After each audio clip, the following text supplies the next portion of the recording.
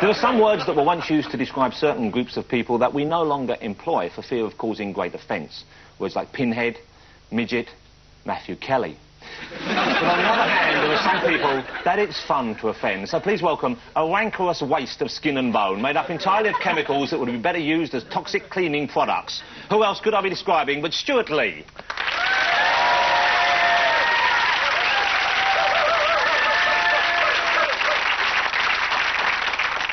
Stewart, thank you. Necessarily rude, wasn't it? It was, yeah, but it was enjoyable for me, certainly. Thank you for being here. You are physically perfect in every way. That is true. To that I can testify.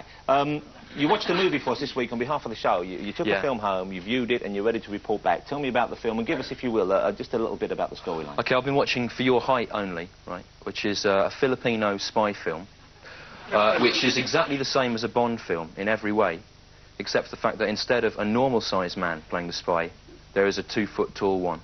And that's the unique selling point of it. Hence the title, For Your Height Only. Yeah, although I assume there must have been some kind of translation error, because that's not a proper pun, is it, For Your Height Only? If they called it, like, For Your Size Only, that would have sounded a bit like For Your Eyes Only. Yeah. Maybe that would have been quite good, but For Your Height Only... But bear in mind, a Filipino movie. Yeah. They're not actually known for their film industry, actually, the Filipinos. No. No. But they are known now for their dwarf spy films. OK, well, let's have a look. Tell us, if you will, you've got the first clip you've chosen. Now, tell us what's going on here.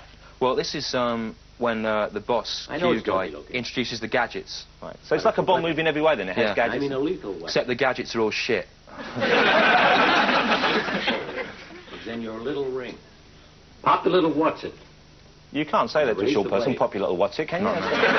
It's rude to say to a dwarf that the control's in his little ring as well. Now, the hat, that looks like the sort of hat they wear behind Safeways counter when they're selling you fish, doesn't it? It is like that, but it's much more dangerous than that kind of hat. And to your eye, that would be a headband, but that's Wing Wing's magic belt, I think, isn't it? Slice of steel bars. I keep it handy. He's got an impressive figure. Now, watch, this gadget. He's resistant. He subverts this one, he uses it wrong. That's what that does, that gadget, it does that. A real winner. Your gadget's 00. Huh? Yeah. Ah. You're a man of few words, I like that. Now, he goes out and he's having a bit of a laugh with his gadget. He's mucking about a bit with his gadget here. He's a cheeky little fellow, isn't he? He is. Wow! So that's Weng Weng, who takes the James Bond role. The name's Weng Weng. Weng Weng. Do you think being that size and dressing that flamboyantly, would that hinder you being a secret agent at all? Well, it does, because he can't go undercover very well, because once you've seen him, he tends to stick in the mine. And also, you won't see this, but he's got a habit all through the film, whenever he meets people, he introduces himself, he goes, "Hello, I am Secret Agent 00. Again, it's a giveaway. But he's just proud of the fact, he just wants to share his job with people. Yeah, fair enough. The gadget that we saw at the end there, the glasses that enable you to see basically women with their clothes off, I'm not quite sure, is it clear in the movie how that helps you as a spy? Well, it's just a perk of the job, I think, really. Does it now affect it? When people say to you, who is your favourite Bond, do you feel you should include him in the list? Well, everyone's favourite Bond, you know, the best Bond is always going to be Sean Connery. Certainly. But, you know, I think Weng Weng's second now, definitely, over Roger Moore, certainly. You'd put Weng Weng above Roger? Yeah, I think Weng Weng's got more talent in his eyebrow than Roger Moore has in his Weng Weng. In his Weng Weng, yeah. I want to show you this clip from probably the most famous Freaks movie, the one that everyone's heard of, I don't know how many have seen, the film that was called Freaks, came out in 1932, directed by Todd Browning, and it was actually, it's a curious movie because it had a terribly hard time. It wasn't shown in this country till 1963, it was banned. It wasn't shown on TV till 1983. That fellow's called Johnny Eck. Most of these people were genuine circus performers, although they do look like the kind of people you see on Michael Barrymore's show when he goes out to the shopping malls. Yeah. They're his kind of people, in fact. So you see, monsieur, when I get a chance, I like to take them into the sunshine and let them play like children. That is what most of them are. Children. You see, that's really a poignant film. I mean, they're children. You wouldn't want to babysit necessarily, but and actually, it's a sweet movie, and it's a movie in which the villains are these kind of like supposedly normal people who are just vile, deeply unpleasant. And it's actually, you know, it's a powerful movie. You seen that film? Yeah, I have seen that. Yeah. So when you hear me prattling on like this, you just get very bored. Well, it's always interesting to hear how you're going to phrase it. So, yeah, banned for a long time, though, wasn't it? It was banned until, as I just said, until 1963 in this country. Probably because they were worried it was going to fall into the hands of people who would laugh at it.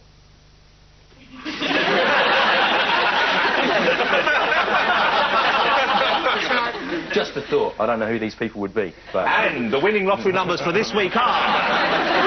Let's have another look at for your height only. Yeah, this is a compilation of all the best fights. We get to see some of the gadgets in action here. Here we go. Oh, there's the hat. Yeah, the hat. Now, it's dangerous there, but now it's just... All it is just a sort of frightening hat now. And it's the hat that flies near you and scares you away. They're terrified. I know, well, you've got to think they're from a third world country. That would be... I mean, even to us in the modern age, that would be frightening. Without gimmicks and gizmos. On his head there, spot on. That's good. He's very good at steering it. Yeah. Here you see him using his size ability to hide in a bush and kick blokes in the balls. In fact, all of his fighting skills are mainly based around that. Why is that? He gets the baddies to help him there, and they make the balls again, their genitals. Why is he going for the genitalia all the time? Well, that's what's nearest to it. Look at that stamping. Right, he's obsessed. He is. I mean, you use what you use what you can see. Do you think we're going to get short people campaigning outside our houses? Well, it's a bit late to think about that now. Yeah, it is, isn't it? I just say how terribly sorry I am to drag you into this. That's all right. It'll be the immediate equivalent of a fatwa, like a shortwa. What can they do? Could be a wenwa. What can they do? Kick me in the balls. Kick you in the balls. It's scary with a flying hat. Yeah. Let's have a look at another movie, shall we? This is a curious one as well. This is a film called Chained for Life that was directed by a fellow called Harry Fraser, and this dramatised the real life of two Siamese twins who'd actually appeared in the film Freaks. But this film, as you can see, it's kind of an overly dramatised version of life. They were Siamese twins. They worked together. They performed together. This is real Siamese twins. These are real Siamese twins in bed together, of course. They have no choice. Well, exactly. And this is a dream sequence in which the blonde twin, who's just about to get married, imagines that she is not anymore a twin of the Siamese variety. Now they've cut to another actress, of course, because they couldn't afford to actually separate it for the movie. And then stitch them back together. No, you'll see. Well, she's obviously still hiding under the blankets there or something. But look, she's having a good straight chase. You would be if you chained to someone for all your life, poor thing. Now she goes out. First thing she does is check the garden. But you see, even though they're Siamese twins, their garden is immaculately well kept. Many hands make light work. You do the shrubs, I'll tend to the bushes. OK. She's dancing around, you see, it's all in long shot, because it's quite obviously not the woman, but when you come to see a close-up now, see if you can just tell how they did it. It's a fantastic piece of special effects. I doubt if you'll be able to tell. I'll have to point it out for you, I suspect. Just see that little bit of head appearing in between the tree there, you see? Here comes Mondo, her husband-to-be, right, wearing a remarkable pair of pants. He's actually saying, you can't fool me, I know you're hiding your sister behind that glass. He's spinning him around. Of course, he can't do this normally because he's got the sister hanging on as well. He'd need a friend. A friend who could run very quickly around the outside. It's no laughing matter. And now we have a beautiful shimmering lake to show it's a dream sequence, and then she's been woken up, and the phone call isn't even for her, it's her sister, and she's really pissed off. Perhaps that's one of those 0898 dial a Siamese twin fantasy lines. What have you got? I've got right hand red. Right, I've got it. You haven't got it. I have. I've got it with my right hand. You can't possibly reach right hand red from there. Hand and I've got it. All right. Has he got right hand red? No. You have not got right hand red. Do you maintain you have it? Yeah. There is only one way to settle this dispute. What? Bring out the gimp. The gimp is sleeping. Well, we better wake him up, haven't we? Gimp! Bring out the gimp! Gimp!